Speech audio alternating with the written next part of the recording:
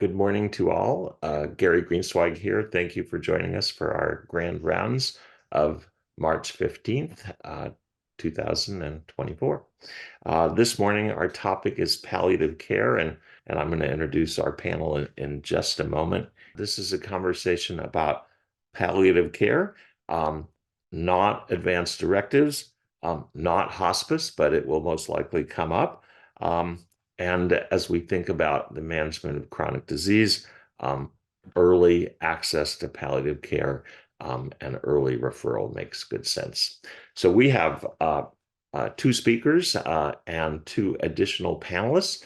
And our first speaker will be Dr. Paige Farinholt. She is a palliative care physician specializing in oncology supportive care. She's an assistant professor of medicine, hematology, and oncology at the Dan L. Duncan Comprehensive Cancer Center at the Baylor College of Medicine.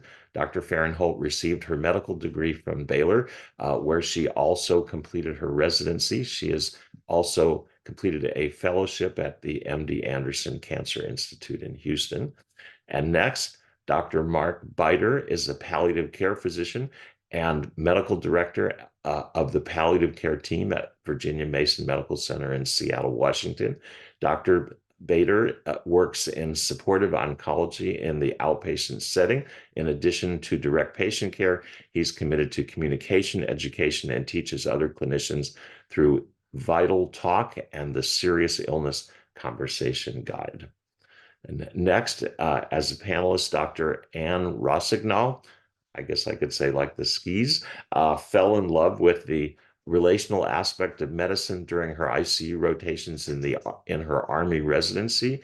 Her passion for the difficult conversations and the comfort and reward of the right words led her to a career in palliative medicine. Before leaving civil service, she helped build the Army's first palliative medicine program at the Madigan Army Medical Center. She is now the director of hospice and palliative care at Mercy Hospital in Durango, Colorado, and recently expanded her hospice leadership to include the new St. Anthony Hospice in Denver. And she provides leadership for Common Spirit Health's small but growing home palliative care program in Denver.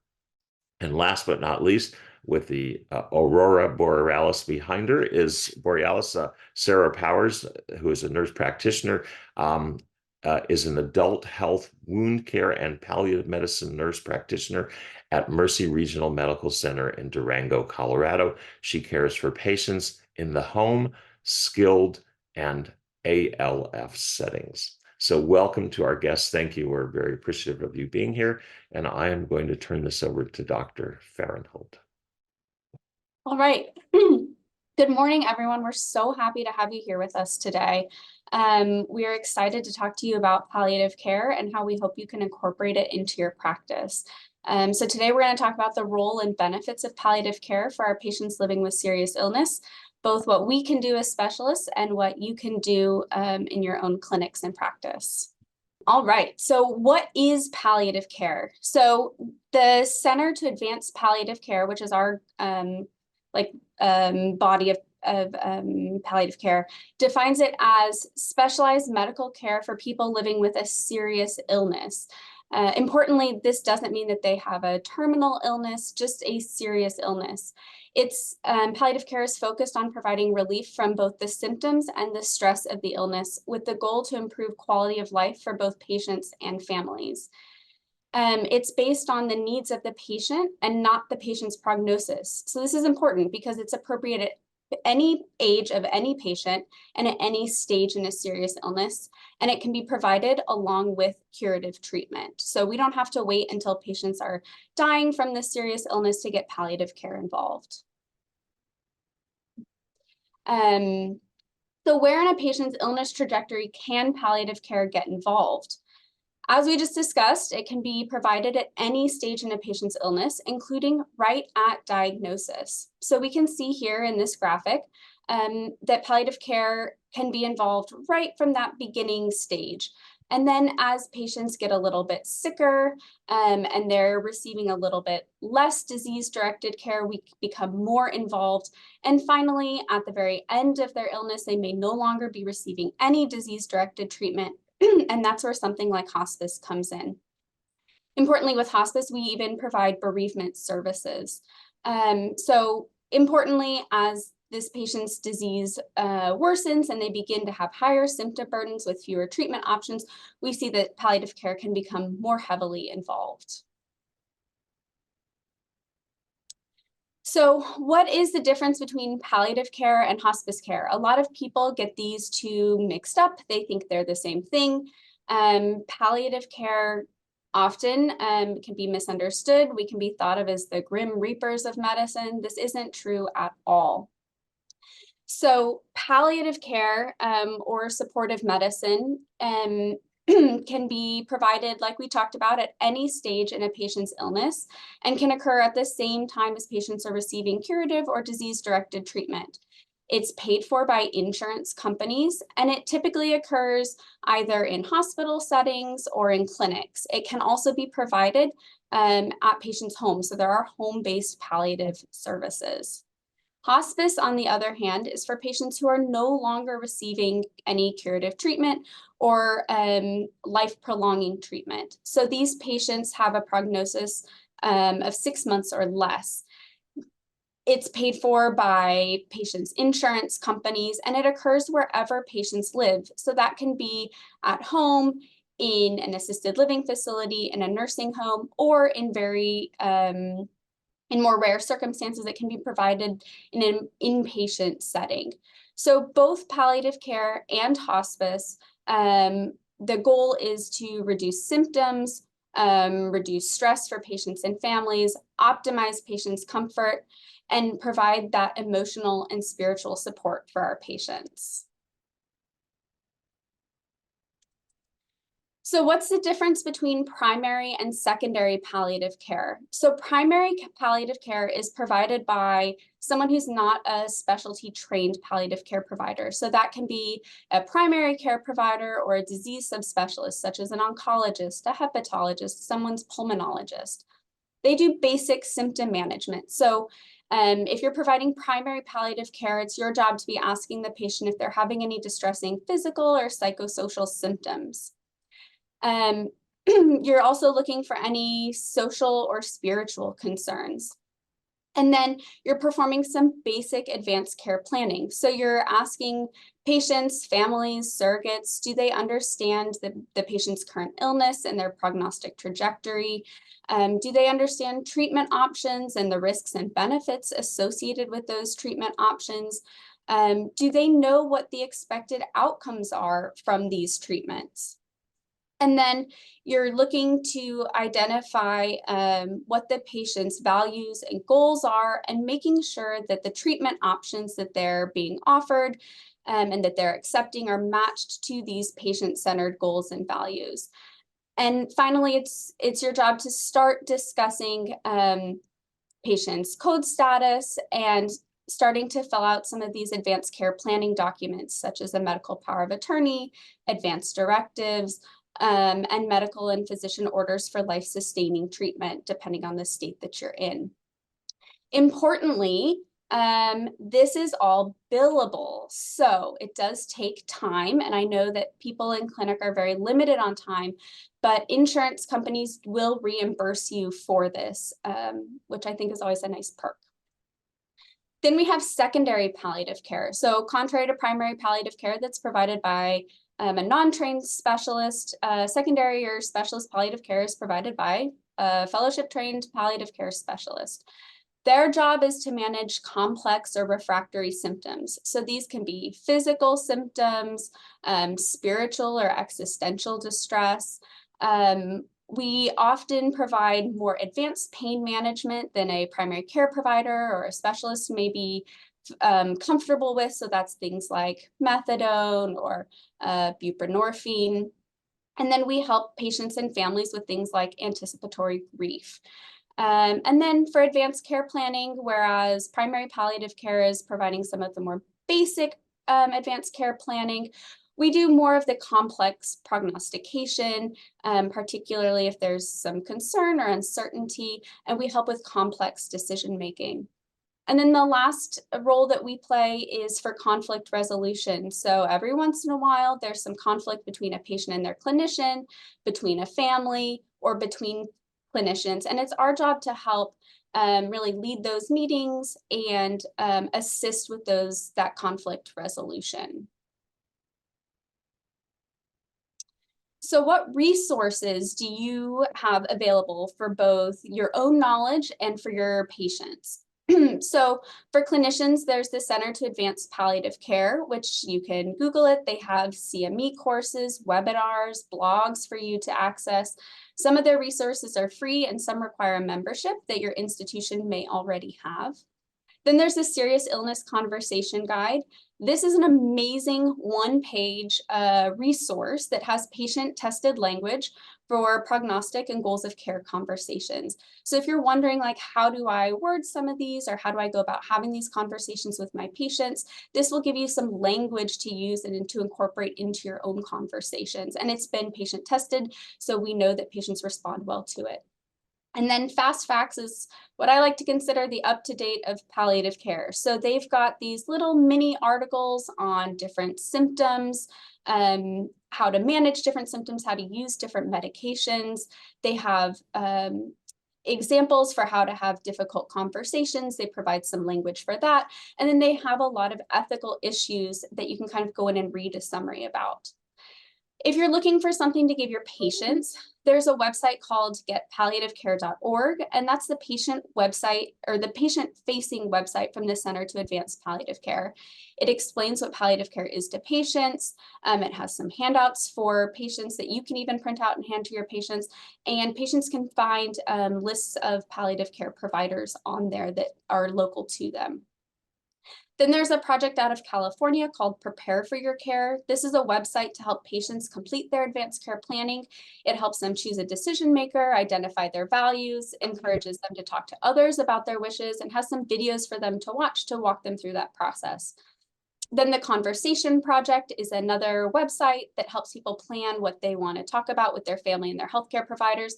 It gives a lot of different scenarios for them to think about and start identifying kind of where their values are if any of these scenarios were to happen to them. And it encourages to write down certain things prior to having those conversations with either their healthcare providers or their families. So when would you consult palliative care? So again, going back to that very first definition, it's for anyone with a serious chronic illness. But we don't need to see every single patient with a chronic illness. So here's some trigger tools for you that the Center to Advance Palliative Care has put out. So a serious illness, as well as a declining ability to complete their ADLs, weight loss, multiple hospitalizations, which is defined as more than 2 in a 3-month period, any difficult to control physical or emotional symptoms related to their illness, any requests for what you feel might be inappropriate care. If you're starting to think about tube feeds or TPN in cognitively impaired or very seriously ill patients, if patients have very limited social support and a serious illness, so maybe they've got some chronic severe mental illness, or they are homeless. If patients, families, or even other physicians have some uncertainty regarding their prognosis or their goals of care, if there's any complex advanced care planning, if patients are interested regarding hospice appropriateness, or if there's any sort of psychological or spiritual distress going on, we can help with all of these things. In patients with neurologic conditions, if they've got a mini mental score of less than 20, if you're considering a feeding tube, if patients have ALS or any other neuromuscular disease that you might be considering mechanical ventilation, any recurrent brain neoplasms, patients with Parkinson's with a poor functional status or dementia, and then any advanced dementia any patient with advanced dementia who has dependence in all of their activities of daily living. And finally, the one that patients are most familiar with, both patients and other physicians, would be patients with oncologic conditions. Again, We don't have to see only patients with stage 4 terminal diagnoses. We can also see patients undergoing curative treatment. So this would be, for example, patients with head and neck cancers getting concurrent chemoradiation, which causes an extremely high symptom burden. So we can see patients with metastatic or locally advanced cancer that's progressing despite these systemic treatments, who may or may not have weight loss and functional decline, patients who are definitely have a functional decline, patients with progressive brain mets even after radiation, patients with spinal cord compression or neoplastic meningitis, malignant hypercalcemia, pleural or peritoneal or pericardial effusions, any poorly controlled symptoms. That could be pain, nausea, vomiting, constipation, diarrhea, insomnia, anything related to their illness that's making them feel really terrible. And then for patients with untreatable hematologic problems, such as relapsed leukemia, patients who are having severe prolonged pancytopenia. So if you're wondering if none of that's enough for you and you're wondering, should I consult, should I not? There's this idea of a surprise question, which is where you ask yourself, would I be surprised if my patient died in the next 12 months? If you're not surprised, your patient shouldn't be either, because we know this question has actually been studied, and we know that it's actually fairly accurate. If you would not be surprised, we should be starting to get palliative care involved.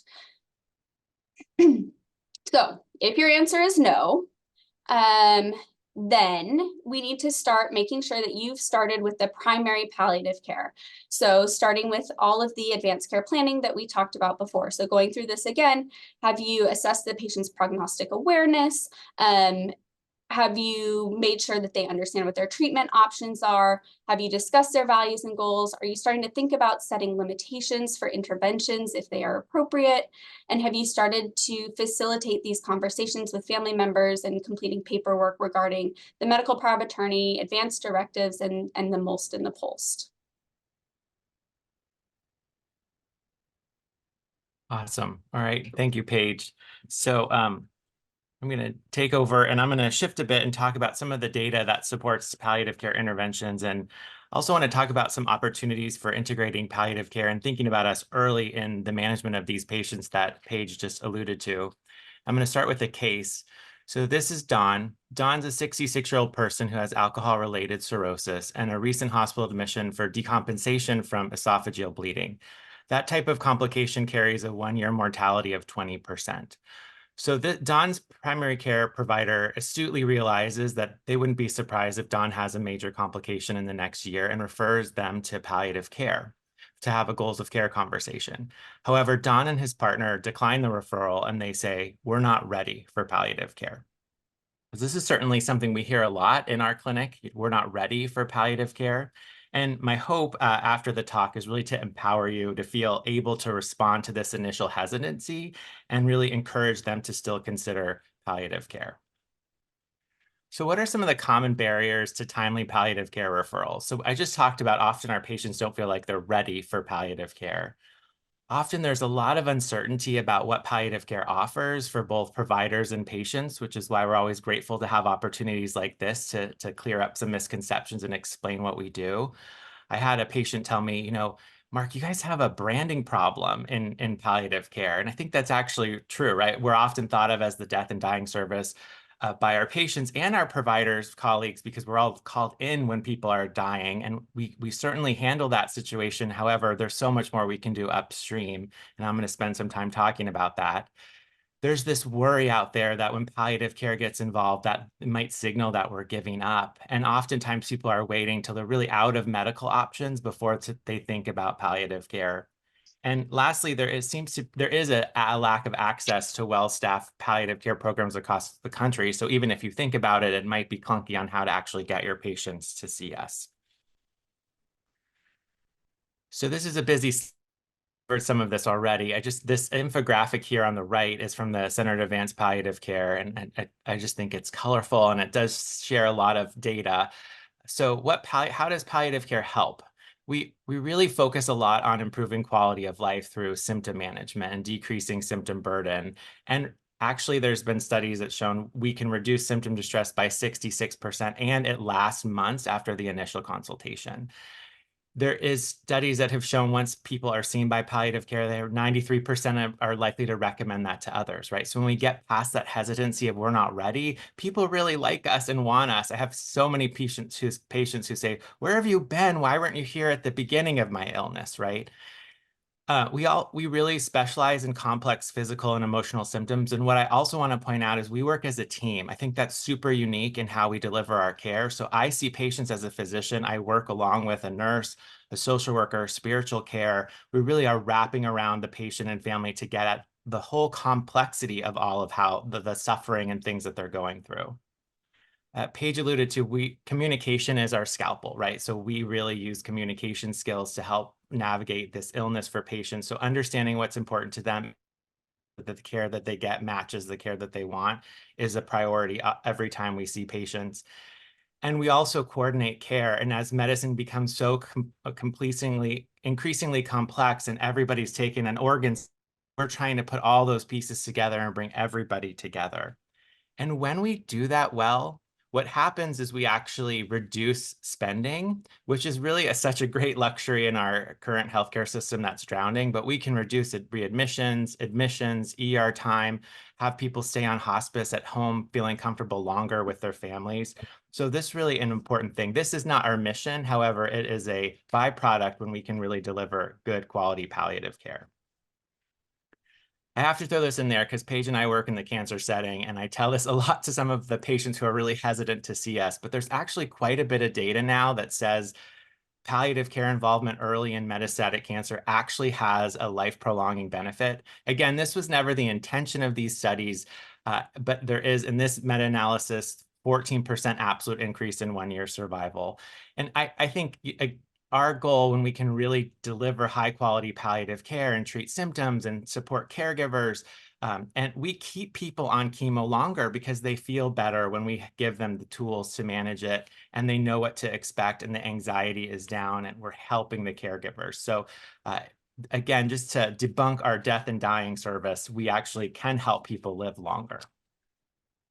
So with all this evidence to support palliative care that I'm talking about, improving symptoms, preventing hospitalizations, leading to better outcomes, reducing caregiver burnout and decreasing costs, and your patient says you're not ready for palliative care, I often wonder, when will you be ready? Why wouldn't you want all of these things early on in your care, right? So my hope is that we can really lean in to some of that hesitancy and talk about these benefits with our patients so that we can normalize palliative care as part of a routine aspect of people's care who are living with serious illness.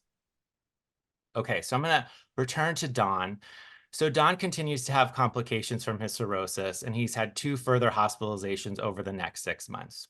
His second hospital stay was for hepatic encephalopathy, and now his 1-year mortality is 64%.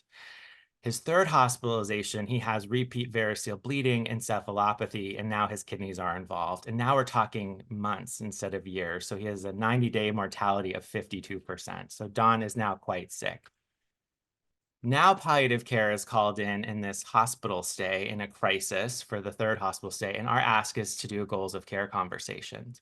But things are a lot different than when that astute primary care provider thought of us upstream. Now we're having to think about really hard things, right? ICU, pressor support. Should we be intubated? Should we be doing renal replacement therapy? Have we talked about code status? Oh, and just to make it a little more complex, this well-intended nurse in the ER mentioned to Don and his family, have you guys considered hospice care? Really caught them off guard. And now they're really questioning trust and are people actually telling them the truth? So thinking back to that early slide that Paige showed about where palliative care can be involved along this trajectory of serious illness, oftentimes, and in this example, we're really being consulted late in Don's illness. And this is the first time that patients and families are being confronted with some of these hard decisions and having this conversation. And we missed opportunity along the way with these hospitalizations, lots of symptoms issues going on, a lot of potential for caregiver issues that we could have been intervening on, and we haven't had that opportunity. And you can just think about what happens here now late in illness when palliative care is coming on, right? What's the emotional state of Don and his family? like they're sleep deprived, they're really afraid, they're in shock, and now we're asking them to make life and death decisions first time they've ever thought about it, right?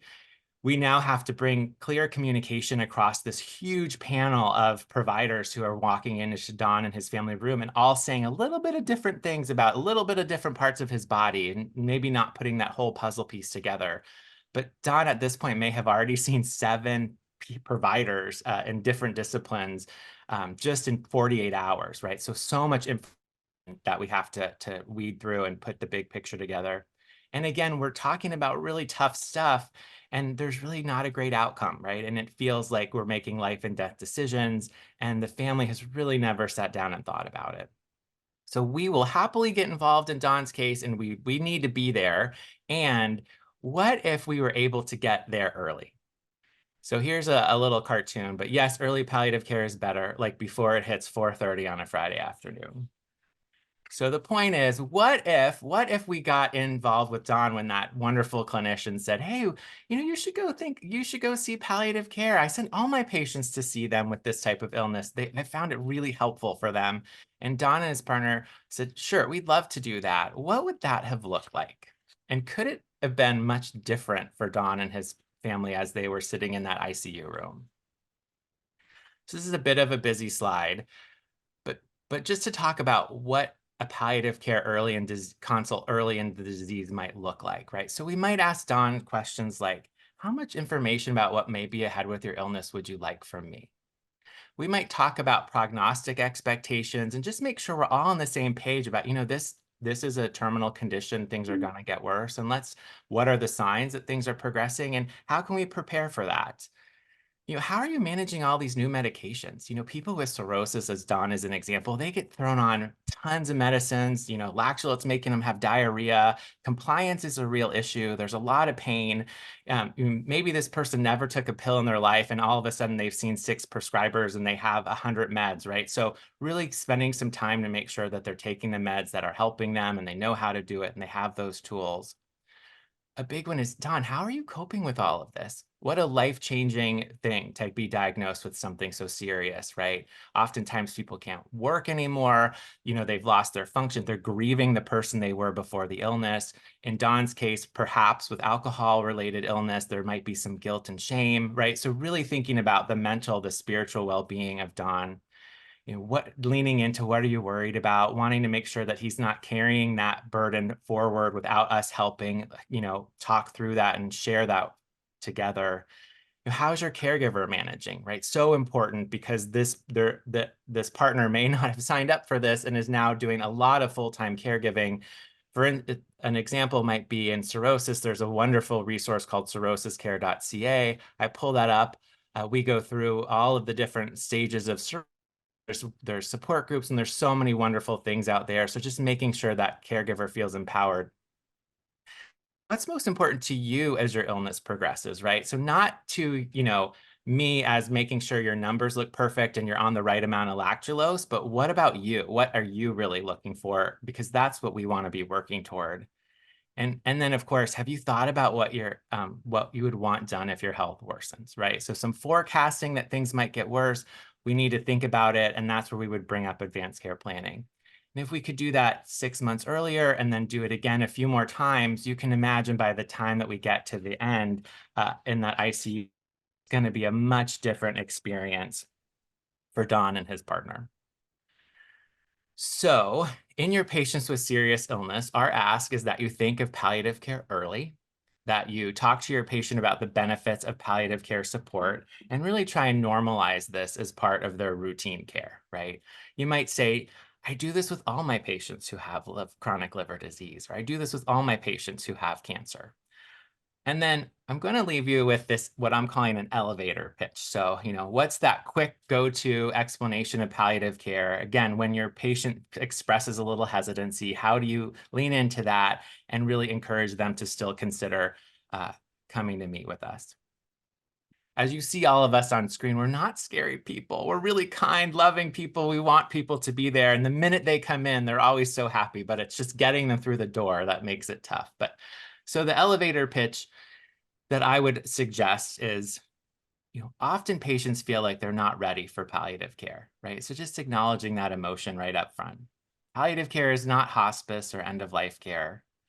Our palliative care team is an extra layer of support as you go through your illness, focused on symptom management and improving your well-being. And patients who partner with palliative care feel better, have an improved quality of life, and can even live longer. Hopefully, your patients will be willing to come and see palliative care, and earlier the better, so we can really help, make them feel as good as possible. All right, I will stop sharing. Nice.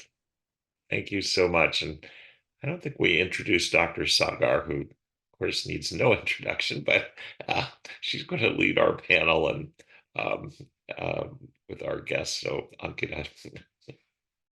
Well, thank you so much. First of all, I think this is such an important topic, and it really spans, as you guys said, across multiple diseases, multiple complexity, and timing is of the essence, just like any other treatment. We want to consider this. I do want to invite Dr. Rossigno and Sara Powers to share a little bit about what they have been doing in their areas in trying to make sure primary care has access to palliative care. Dr. Rossigno.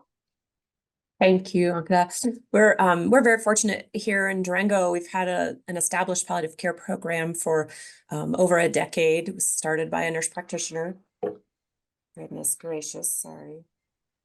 Started by a nurse practitioner who went and got himself trained and saw the need here. He started with inpatient palliative care, but quickly built a home palliative care service. So I have myself and 4.5 nurse practitioners functioning here. We cover inpatient, we cover skilled nursing facilities, assisted living facilities, and home-based palliative care. We don't have a brick and mortar. I'm here in our hospice facility because I'm also the hospice director. But we don't do clinic-based, although we like to do we call our mobile clinic, where we'll go and visit patients with providers if that's needed and appropriate. And that's often a wonderful partnership and helps facilitate communication and helps patients understand that we're collaborating with their team. That's another wonderful benefit that we can provide. But seeing patients in the home, we get to see patients in ways that, no other providers get to see them, right? Like we can go in their medicine cabinets and see that they come home from the pharmacy and dump all their pills into one bottle and just take the first 6 that come out. That's a true story. I've seen that. Or the patients that have low vision and don't realize that they have 4 different bottles of metoprolol and they're taking 1 from each bottle every day. I mean, these are the things that we get to see that other providers don't get to see. And then we also see them when they don't have all their makeup on and they're, Sunday best for their doctor's appointment. And we see that they're really not getting out of bed more than, 30 minutes a day, which they never really tell their oncologist when they go, I see Paige nodding her head because she's experienced that. So we are able to kind of provide that across the spectrum and get to know families and in a unique way. So I'm very grateful for our hospital leadership that has supported us. And I think we do have a pretty robust program for our small part of the world. Wonderful. Sara, do you have anything you want to add to that? Well, I guess I do want to say it is a completely different picture, a different picture in the acute setting, in the hospital setting than what we see at home. And really, home is where the people stay. A lot of the people that we serve are from an underserved population, people who can't afford to get in to see the doctor, or who it's too much of a bother to get into the hospital. And so really reaching those patients that don't have access is a big part of what we do, at least in this part of the country. We serve over a 3,000 square mile territory. We've got 350 patients. I asked some of the patients and their families, what is it about palliative care that is so appealing to you? And so many of them say it's just this, it's the communication, it's the continuity of care. You come to see me and I know you're going to communicate with my cardiologist and my nephrologist and my primary care provider. And I don't have to worry about having to get out in 2 feet of snow and make it to the doctor, because I know that you're going to be able to provide that information to them and do what's best for me. So it's something that I think everyone really should have. And if you look at the information that's out there, it's really something that the government is wanting us to promote. The Catholic Church promotes palliative care as a needed philanthropic service. You know, patients want it, but they don't know what it's called. Yeah. So that's what I have to add. I think those are great additions, and I think it ties into the discussion and what you've presented, both Dr. Farinholt and Dr. Beiter, the idea that the introduction of palliative care needs to be a really important one, and how we introduce and the words we use. So I know there's a question from Dr. Manuel. So Dr. Manuel, I'm going to ask that question just in a second. I am a primary care doc. I am surrounded by 8 farms where I practice, so very similar to some areas that you guys might be in. A lot of patients are coming in, and when I start the conversation, it can be really tough dialogue because they feel like they're doing okay. They're in their home or they're walking into my office. How do you recommend that we start that initial dialogue? Because sometimes it might be primary care who's like, hey, we need to talk about this. And I think that's the best situation when it is primary care, because you do, you know your patients, you know about them. And so just asking about them and asking what's important and saying, you know, gosh, this isn't a crisis right now. So let's, but we have crises coming up in our lives. And so it's super helpful to have some discussion ahead of time so that we have some planning and some things in place. And, you know, I introduce myself as the palliative care doctor. I say your other doctor's jobs is to hope and work for the best in your care. And my job as your palliative care provider is to plan for the worst. And so let's kind of get those plans in place so that we have a framework to work from. And just sort of along those lines, a lot of times these patients, I'm primary care doctor as well, you know, have been in my practice or someone else's primary care practice for 30 plus years. And so you have this very longitudinal relationship with them. And do the primary care doctors feel sometimes, well, I'm just giving up, I'm tossing the patient over to somebody else, goodbye? Or how do we keep the primary care providers who have that sort of insight, have made house calls, have delivered their kids, have done all those things, sort of included with the patient or playing an important role with that patient? That's a great question. And it's, this is one of the opportunities where I welcome the primary care providers contacting us and saying, hey, can you meet with us together in a visit?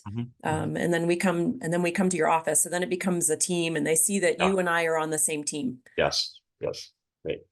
And Gary, also keep in mind that in primary care, this is not only an advantage for the patient, it's an advantage for the practitioner. It takes a village, and we have to come together to be able to support each other.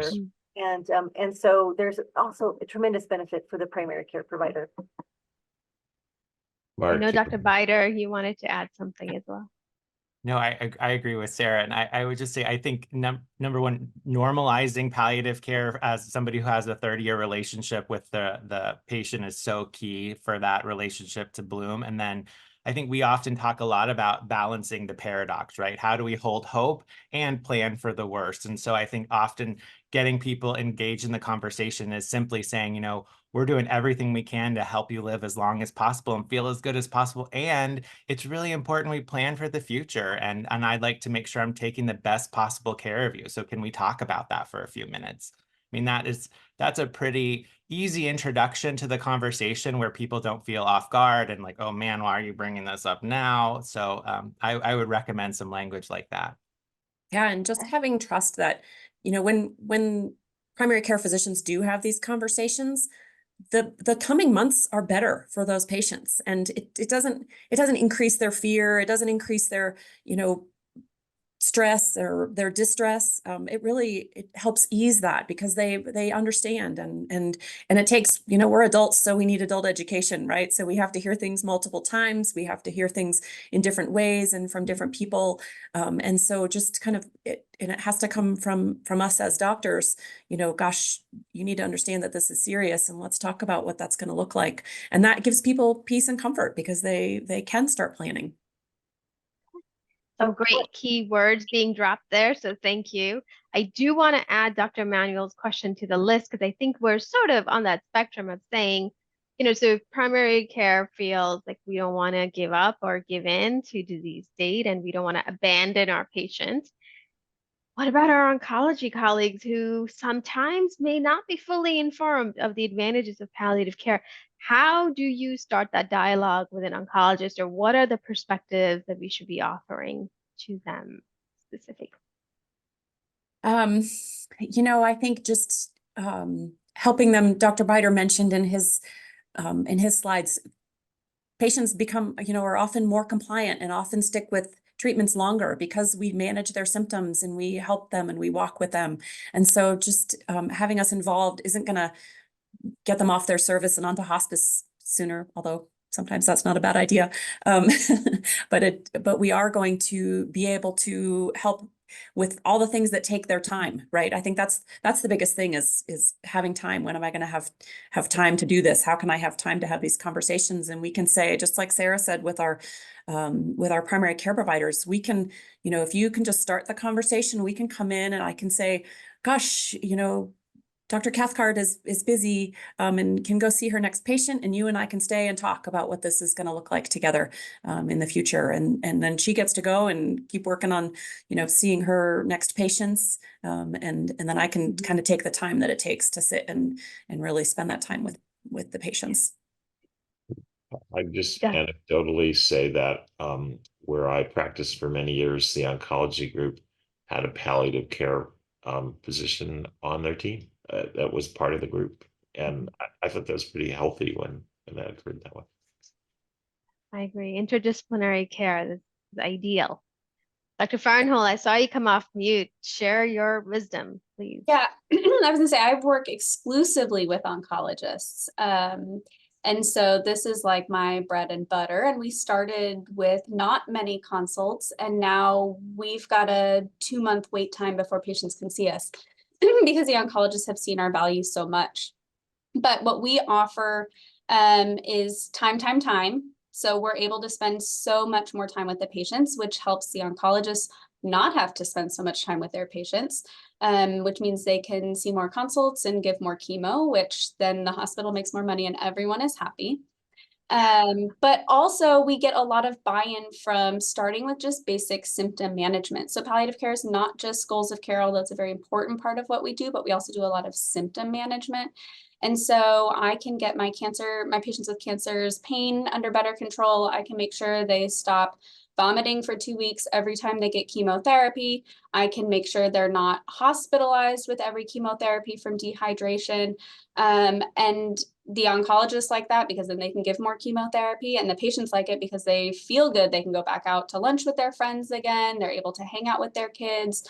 And then because I've bought that rapport and made them feel good, I often become one of their favorite people to see. And then when it comes time to start having hard conversations because treatment stops working, they already like me, they're already used to seeing me, and I've already built that rapport, and they trust me when it comes time to have those conversations, either in the clinic or in the hospital. And so the way we've sold it to our oncologists is like, we can help take a lot of this off your plate.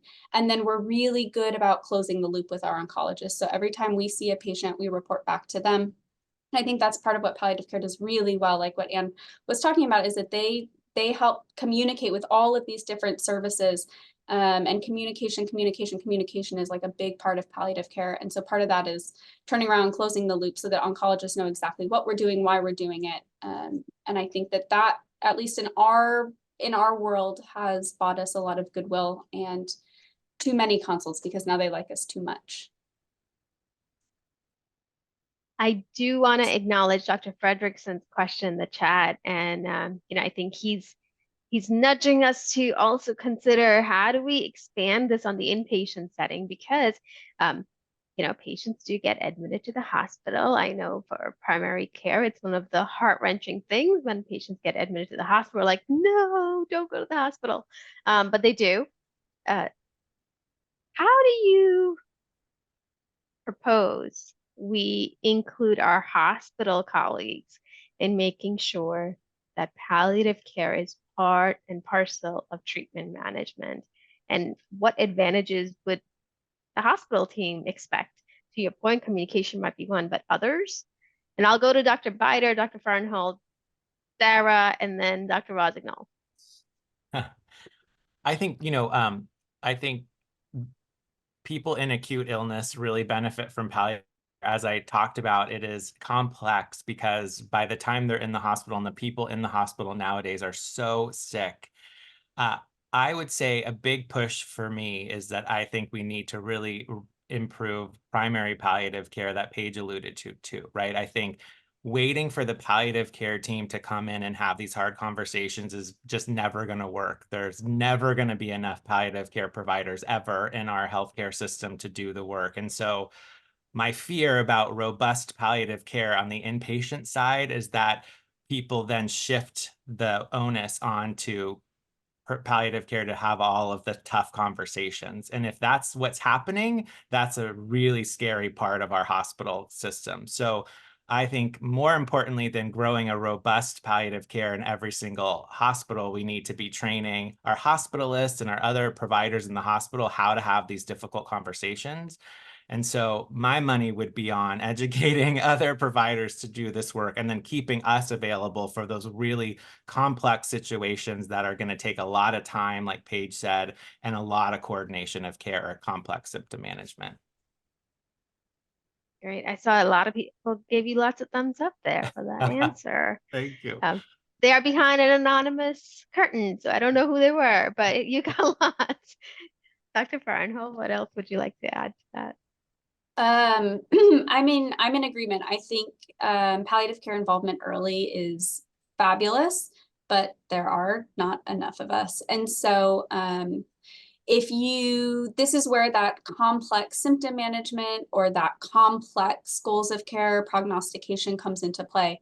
So we don't need to meet every single patient that walks into the hospital to have a code status discussion, like every hospitalist or even like a heart failure specialist should be able to have those basic conversations with their patients. But for patients and families that are really struggling, have a lot of like really heavy symptom burden or a lot of existential distress, that's where it's better to get us involved early, because then we get to know the patients over the course of that hospitalization.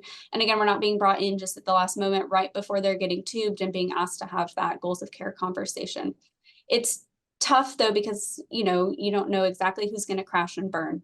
But looking for the people that really just seem to not be handling things well, or there's some conflict with the team, or there's conflict again with other providers, or just a lot of uncertainty. You feel like patients are getting one story from one specialist and another from another specialist, and you need someone to really help put it together and get everyone on the same page. I think that that's where we really shine and excel on the inpatient side.